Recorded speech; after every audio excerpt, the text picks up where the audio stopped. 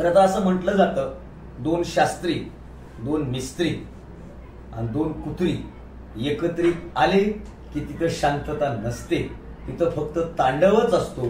परंतु वेग म्हणजे गुण जुळले की लग्न होतं, सौंदर्य जुळलं की प्रेम होतं. परंतु अवगण जुळले आणि एकमेकाचे हृदय जुळले की निष्काम अशी मैत्री तयार होत असते. आणि या कार्यक्रमाच्या निमित्तानं प्रताप भाऊ असतील, धनराज भाऊ असतील किंवा त्यांचं सगळं फाउंडेशन असेल, या फाउंडेशनची एकमेकाला जीवाला जीव देणारी आणि फक्त आनंदात नाही तर दुःखामध्ये खंबीरपणे उभी असणारी. खरं तर खरा मित्र कोण असतो? जो आनंदामध्ये येऊन नाचतो तो खरा मित्र नसतो, तर जो दुःखामध्ये न सांगता ठामपणे पाठीमागे उभा राहत असतो तो मित्र असतो. अशी एकदम उदार अशी मैत्री या कार्यक्रमाच्या निमित्तानं मला पाहायला मिळाली.